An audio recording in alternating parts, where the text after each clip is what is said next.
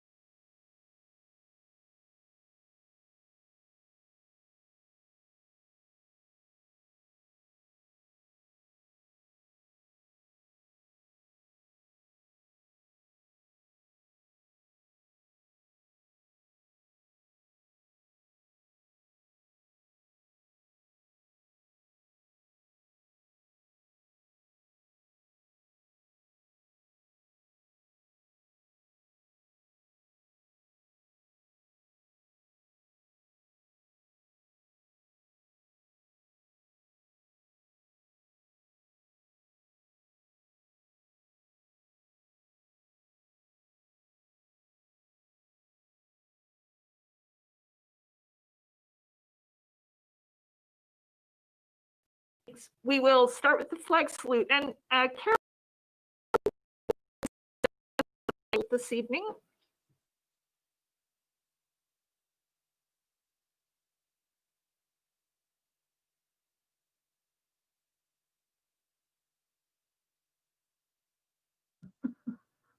Thank you, Councillor Oberst, for the motion and Councillor Belts for the second. And all in favor of approval of the consent agenda signify by saying aye. Aye. Aye. And any opposed? Great, thank you very much. For Mayor's report this evening, I have been spending an inordinate amount of time the last 10 days particularly being immersed in sort of the world of COVID vaccine acquisition, distribution, planning, and much of that is things that you all are familiar with, hopefully, which is the vaccination priorities in our state have dictated really so far that health workers, first line workers, emergency responders, really were in that, and folks in congregate care settings were really in those first groups to get vaccinated. The intent was to start vaccinating larger groups this week, and that was dependent on information that the state had gotten regarding availability of the national stockpile of vaccines. So we were supposed to get our regular supply plus a surge supply. And on Friday, the governor held a press conference to announce that when the states were pressing about when to expect the surge supply, they were told there actually is no stockpile of vaccines at the federal level, and we would be getting probably our normal dosages this week.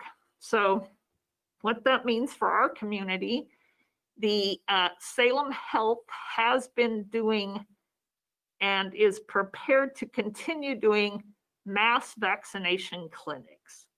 Right now, the state fairgrounds in Salem is the site of a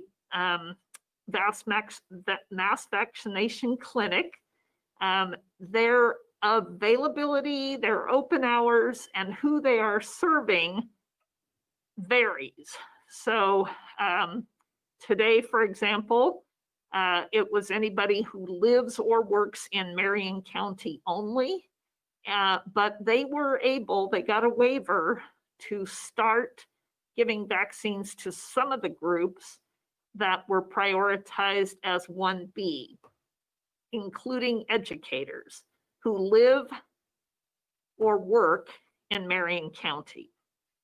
So Polk County, not quite at that same level. They are our health partner here, which is also Salem Valley Hospital, have been working and doing vaccine clinics at the Polk County Fairground. They had a couple of dates. They worked over the weekend on those, but as of yesterday, they only had a few doses left, and then they are going to have to wait until they get another shipment of vaccines. They were out at Polk County Fairgrounds, but they, because of limited internet access out there, they were having issues with the work that they have to do to upload information about their vaccines and data that they have to collect on folks. So they actually are moving, and when they get a new supply of vaccines, they will open up at Western Oregon University.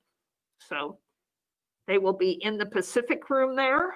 They will have well-marked routes for people to come in, park, get screened, whether or not they are eligible for the vaccine, because it's, again, with now more limited supplies, they are going to have to stick very closely to the state guidelines of the order of who can get vaccinated. So they will, their intention is to continue at Western as much as possible. Right now, Western is about a week away from determining whether or not they will have spring classes more in person, or if they will continue in their current format, which has very limited. So there'll be more for the vaccine, really going to the Polk County Health Department website, but actually going to the Salem Health website and their COVID-19 vaccination page. You say whether you live or work in Marion County or live or work in Polk County, and it will give you information about those vaccine clinics. So some disappointing news, but our county health department and Salem Health are really in some ways leading the state in how to do this work. And I feel confident that we will have better news in the coming weeks about how we can get more vulnerable folks in our county and our community vaccinated. So that has been taking up a lot of time.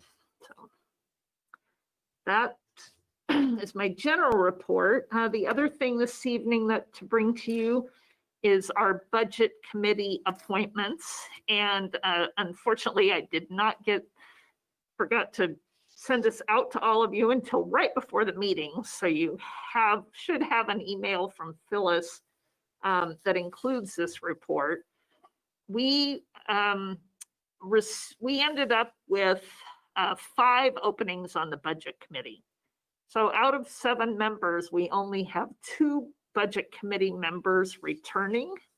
from last year of the 7 resident representatives, those who live here in the community and have equal standing to the council and making up the budget committee. Rebecca, thank you very much. Councillor Salinas Oliveros had volunteered to review the applications with me. We had 6 applicants. And so we actually created a little bit of a scoring system and reviewed the applicants against that.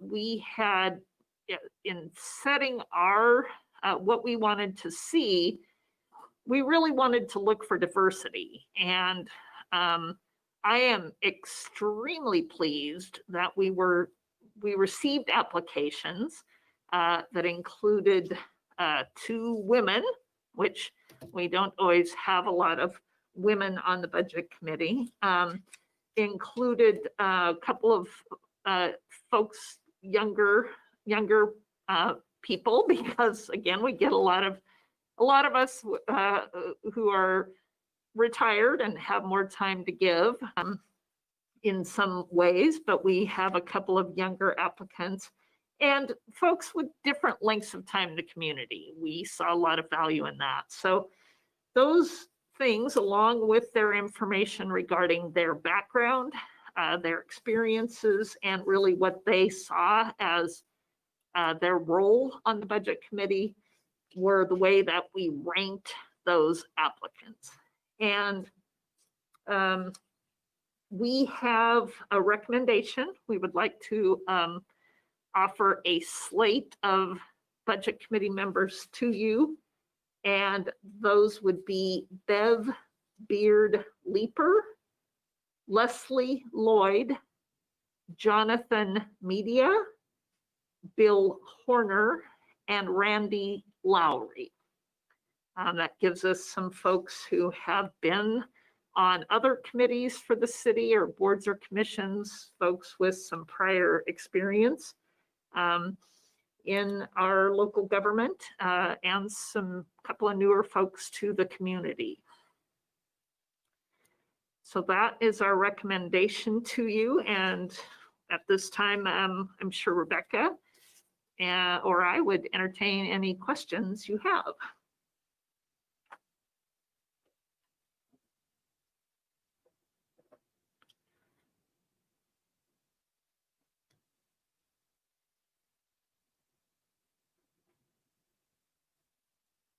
Seeing none. Chris, Councillor Lopez. Thank you, Madam Mayor. And thank you very much, Councillor Salinas Oliveros, for taking up the legwork here. I appreciate the thoughtfulness involved in this this process, and really are looking forward to, as you said, additional diversity as we move into this next budgeting session. Hopefully that diversity will better represent our wonderful little town here. I do have a question, more than anything, I wanted to express my thanks to you, but a question regarding how the individuals that also indicated an appetite for planning commission were handled within the ranking here. I do see that there are 2 individuals that were interested in both budget and planning. Yes, so I spoke to both of those individuals just to specifically on that point, and both actually indicated they would be willing to serve on either planning or budget, or both, since budget is a very limited duration assignment. And so that really was not necessarily part of the ranking. Just a notice that because we do have an opening on planning and we will be reviewing the applicants for that, both of those folks would also potentially be considered in that pool as well. And as we keep thinking about how to improve our systems, we can consider, is this something that as a council, we want to consider allowing volunteers to volunteer for more than one committee, or do we feel that's not, maybe gives them time, as well, or the different perspectives that we want on these commissions. So this could be a broader discussion once we really realize what we want in our systems. I appreciate that.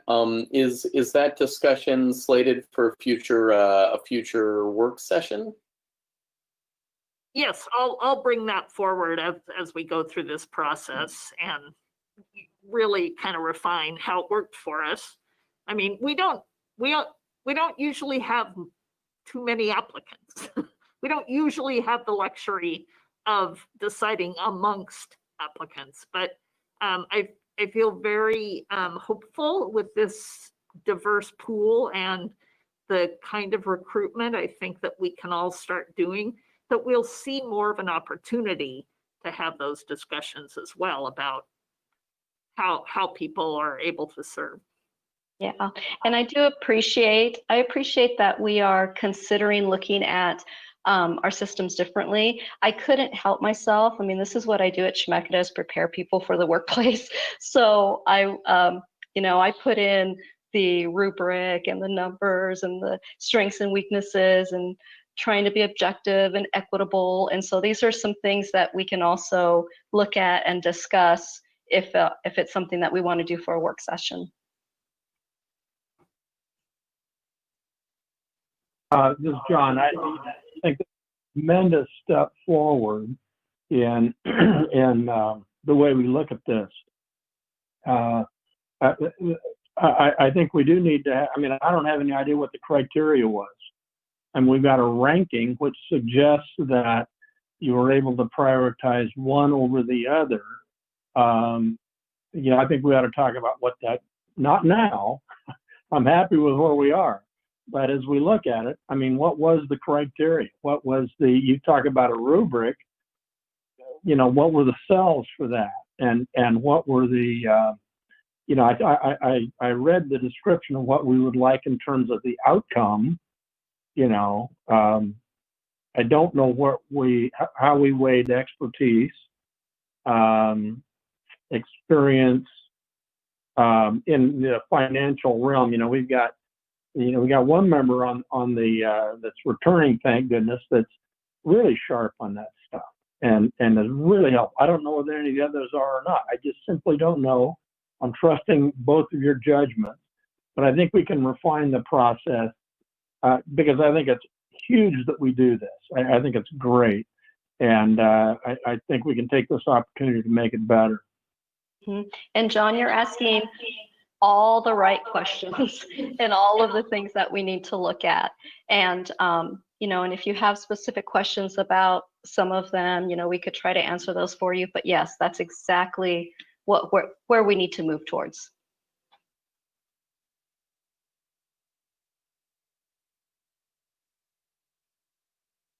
I would have moved appointing the top 5 people on this list. I wrote them down. Bev Beard Leeper, Leslie Lloyd, Jonathan Media, Bill Horner, and Randy Lowry to the Budget Committee for this upcoming round of our budget work. I'll second that motion. Thank you, Councillor Oberst, for the motion and Councillor McKeel for the second. And all in favor, please signify by saying aye. Aye. Aye. And any opposed? All right, thank you. Let these folks know that our finance director is ready to get them to work, starting with an orientation coming up soon and going through our budget process. So thank you all very much, and especially thanks, Rebecca, very helpful. Again, as she said, not knowing a lot of the folks, right, but just looking at their applications and their work and sort of their viewpoints on things. she had a great perspective on this. I appreciate the help. And speaking of, oh, John. No, you turned your mic off again, though. So. I was just going to say, Councilor Carey raised the issue of expertise, and I know that by the time Janet's done with them, they'll be total experts in local budget. I'm not concerned about that going forward. That's right. So speaking of that, boards and commissions, do we have any reports? I do. Roxanne does. Roxanne, go ahead. Thank you, Councilor Oberst. So I have two reports. The library board met January 13th, 7 a.m. in the morning via Zoom. And just a couple things to report. We did get approved by our city attorney. We have a launch pad table, and we created a borrowing agreement. And so the city attorney looked it over, made a couple tweaks just to make sure people can check those out and that we're covered. CCRLS, which I would love to remember what that means, but basically that's the overarching library group. They received a grant to purchase some mobile hotspots for library members. And so Monmouth is going to receive 10 hotspots. And what that means is it's a device that can be checked out as a hotspot. And so it's something that will not be discoverable within the library catalog. They'll need to advertise that they have those hotspots available. The library is purchasing something called Playaway, which is for adults. It is a small device similar to an audiobook. It's the next generation of audiobooks. The seed library is going to open later this month. It will be all virtual. A form listing all the available types of seeds will be created, placed on the library's website. People fill out and submit the form and they request the seeds. Then the seeds can be picked up during the regular curbside pickup hours. And a patron can select 10 packets of seeds per week. That's an awful lot of seeds. That's exciting. And lastly, the board decided for the next 2 meetings, they will be held every other month virtually. So at the May meeting, they will reconsider how often they want to meet. And my other report is from the Mid-Willamette Valley Council of Governments Board of Directors. We did announce our selection of Scott Dadson as the new executive director. He is filling the vacancy that was created when Sean O'Day resigned and ended up going to work for the Veterans Affairs in February. We had a nationwide search. We had a tremendously drawn out selection process, as very similar to our city manager selection process. COVID got in the way. But Scott has an incredibly diverse background. He's got 30 years in city management in North Carolina, South Carolina, and Virginia. Most recently, Scott served as the executive director of the Isothermo Regional Commission in the foothills of North Carolina, which is actually a very similar regional organization to the COG. He has an MBA from Mercer University in Macon, Georgia, and he also served as an adjunct facility in the architecture and urban design program at Savannah College of Art and Design. So he is very excited. He should be starting in February. That concludes my report. Wow, great. Thank you. By the way, that is Chemeketa Cooperative Regional Library System. So it's the Marion Polk Yam Hill libraries that choose to join so that they can share materials. That's CCRLS. Thank you. I will never remember that, but maybe one day I'll write it down. Yeah, for some reason it just sticks. So Councilor Oberst and then Councilor Carey.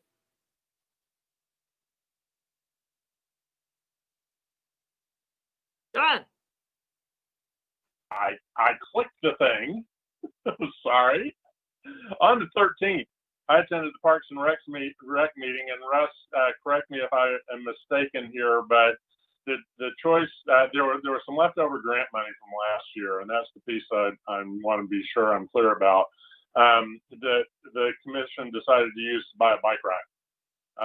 The first part of the discussion was where to put it, and Cherry Lane, Main Street Park, and Gentle Woods all came up.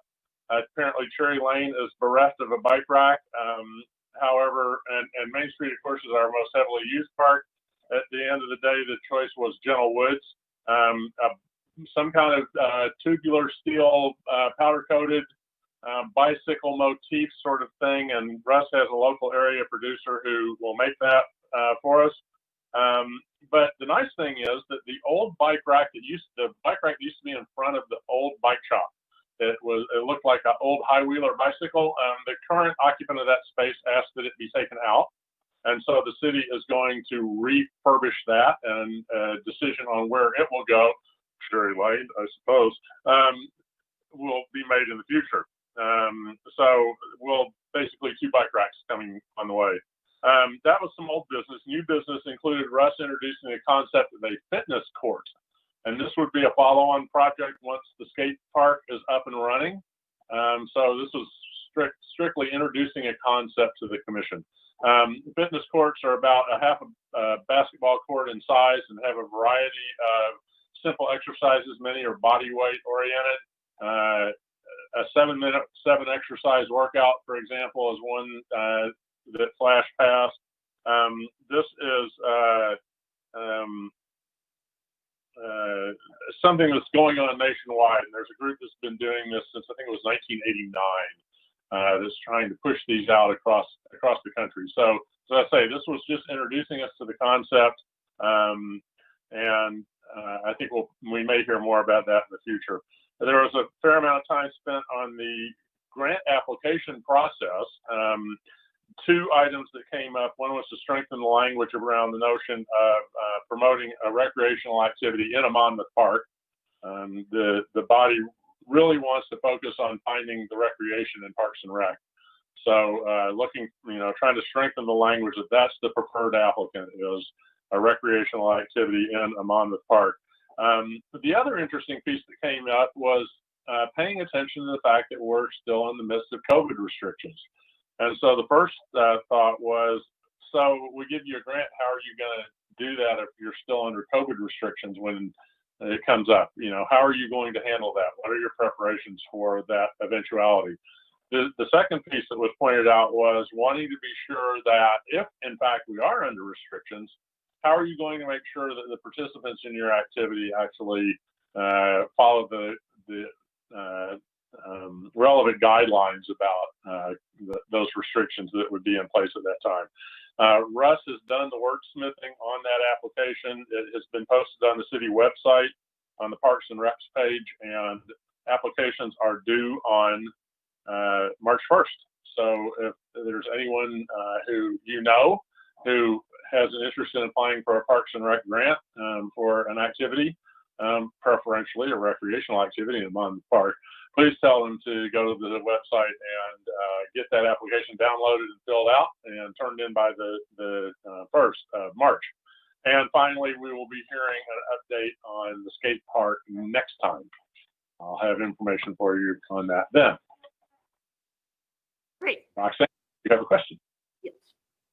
Yes, John, do you know offhand how much the grants are for? I think they're maxed at 500 each. Is that right, Russ? Suzanne. That sounds right. Yeah. Roxanne is probably. Yeah, they're 500. I just looked at one today. I just looked at it today. Okay. Great. Thanks very much for that. I'm glad they put you to work right away. Rebecca, you had a question?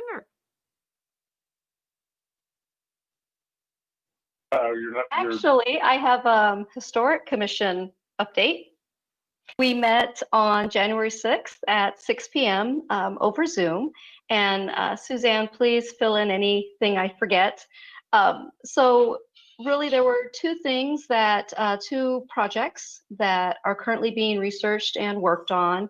I think Suzanne told you about the consultant that's researching the house on 342 Monmouth Avenue to justify the location on the National Registry. So we talked a little bit about that, and there'll be more information to come.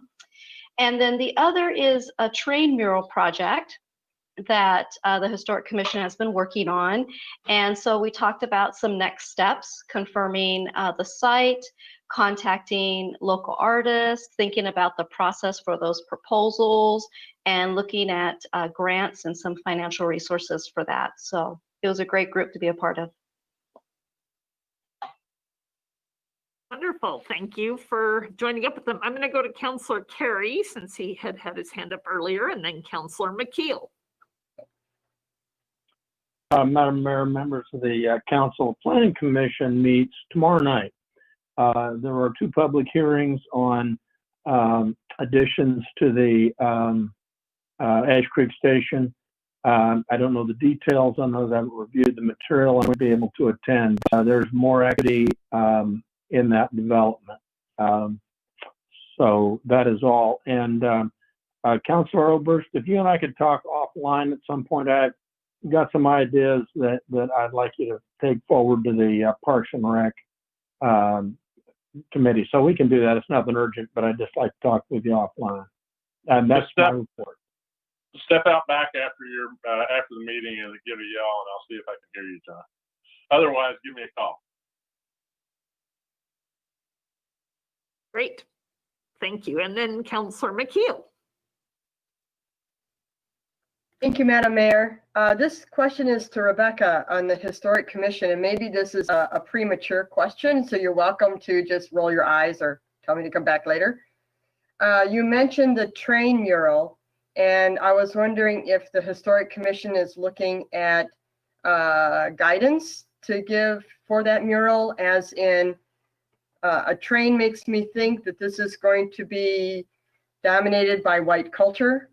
And so my concern is, will the train mural be inclusive of all the different peoples that are in this area? And maybe this is too early, and please forgive me if it is.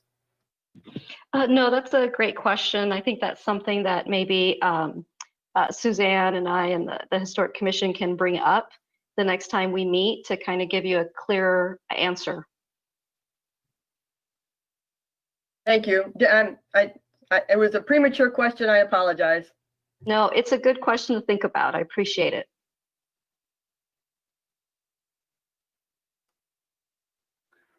All right.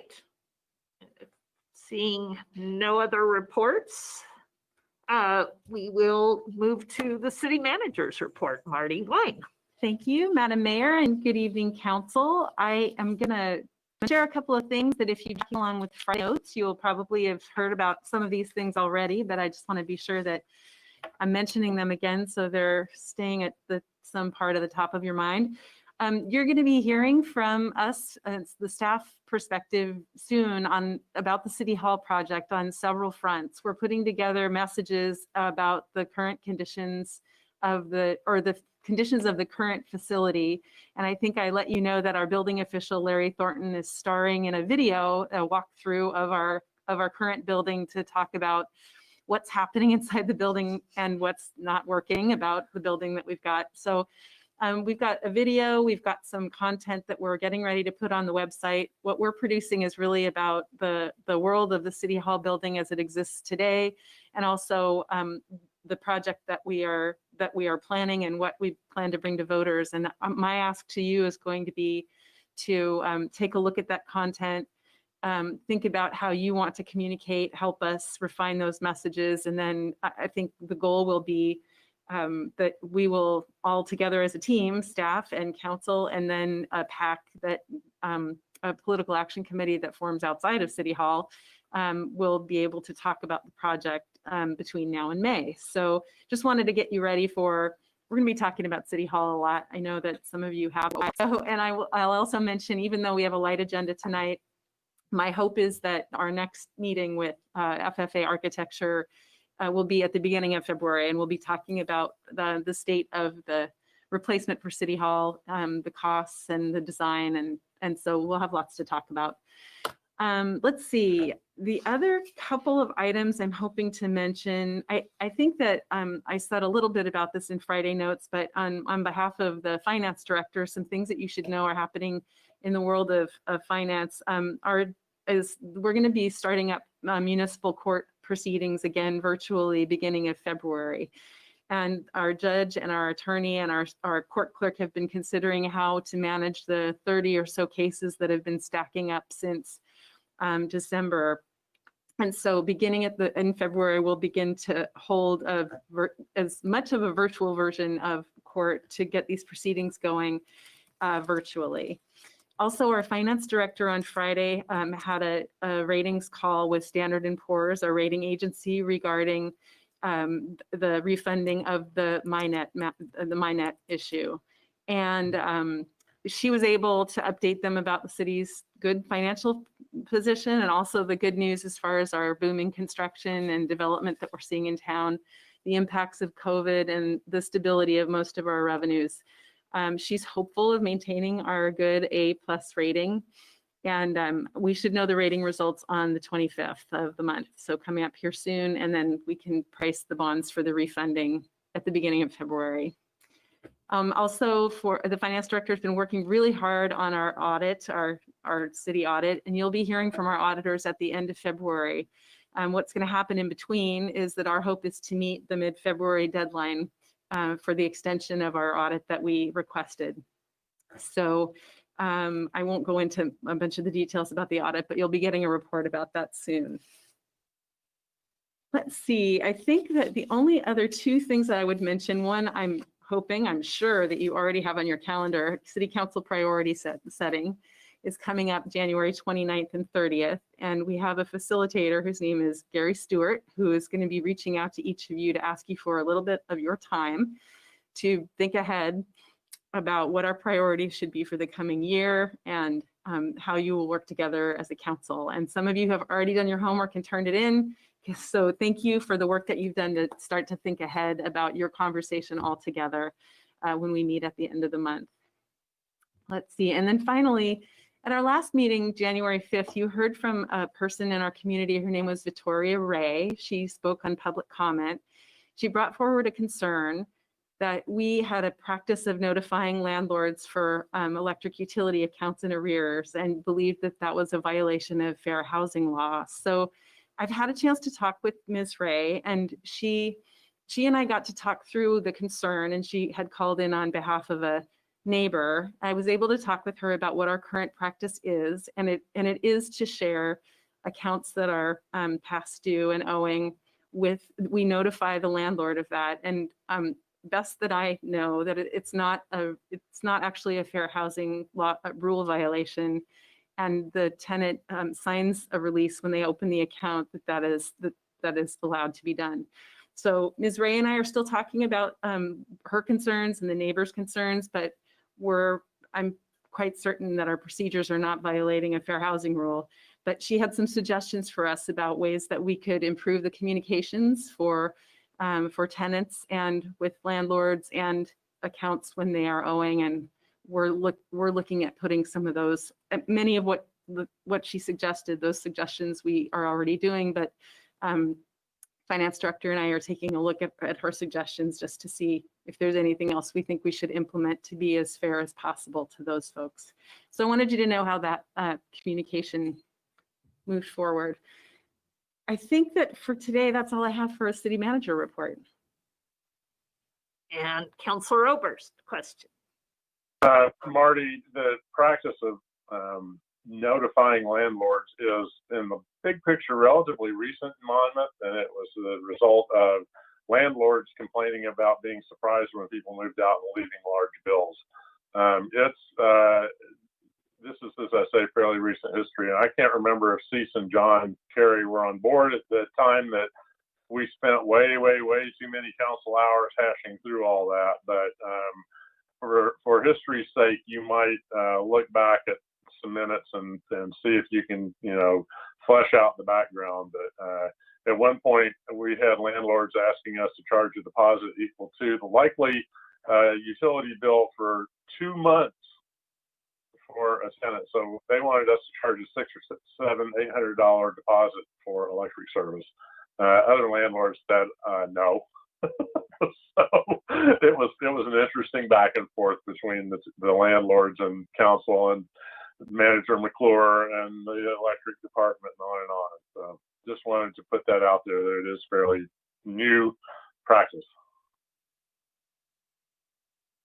Great, thank you. Any other questions? All right, I will take a moment for either council comments or community announcements if anybody has anything before we adjourn our regular meeting. Rebecca? Yes, I would just like to make a comment. Thank you, Madam Mayor and fellow council members.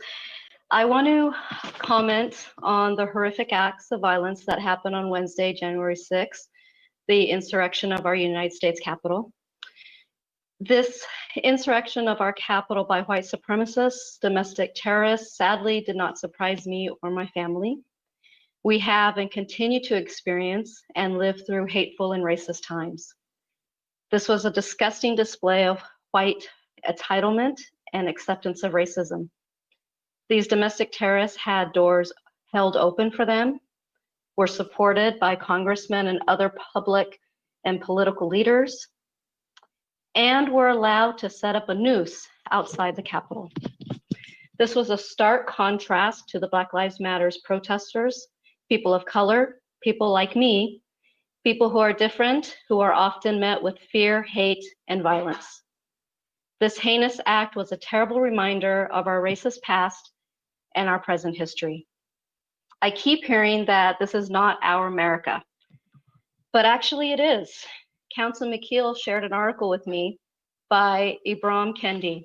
And in this article in the Atlantic entitled, "Denial is the Heartbeat of America," he writes about pieces throughout our history where insurrections and domestic terrorism were committed by white supremacists, white Americans, and pro-slave supporters against equal rights, voter rights, against gay rights, and against people of color, people of difference, and women.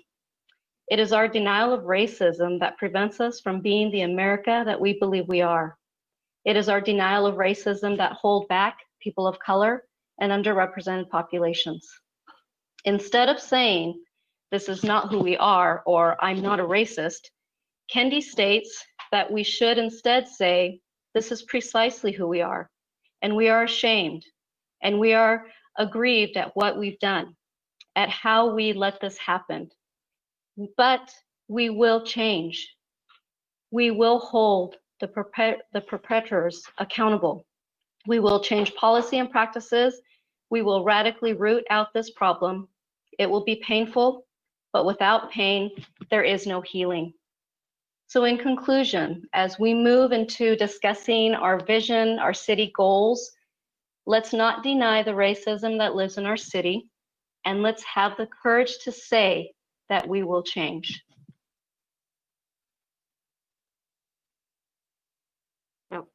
Thank you very much. Thank you, Councilor Salinas Oliveros.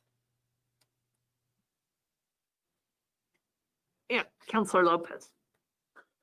Thank you, Madam Mayor, and I really want to thank Councilor Salinas Oliveros for her words. You know, I know with my family, I just am still in a state of disbelief that these things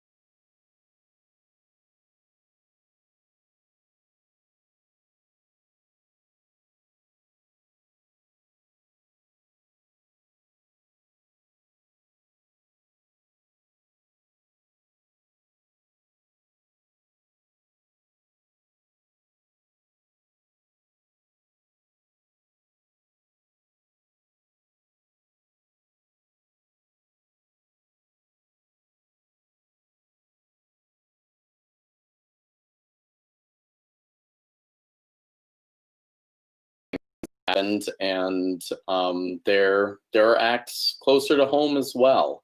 But I appreciate you and appreciate the thoughtfulness of your statement there. I would request that if it's appropriate that the article be shared for council consumption. So thank you. Mr. Carey.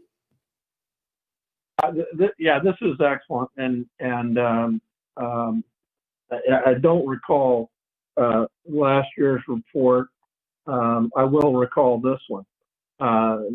This is really good, and it's an excellent explanation of how urban renewal districts work. So, for those not familiar in detail with it, this is a good read. And I particularly enjoyed the last page, which talked about the impact on other taxing agencies as a result of this, and especially in lieu of the letter that we sort of the finger wagging letter we got last time. The City of Monmouth General Fund and the Central School District are the ones that are the most impacted by it, at least initially. And I think Commissioner Oberst nailed it, and that everybody will be a winner in the end in his comment last time. So this is excellent. It's great. It's ready for prime time, could be utilized. I would like to have some of this, and when we get into our goal setting and especially as we begin to move towards budget, I'd like to have a good, clear understanding of this and decide whether or not we're going to continue, as we have sort of planned out the next 8 million. Likely we will, but I think it's worth having a discussion about how we might better utilize this. Great. Thank you, John. Other questions or comments?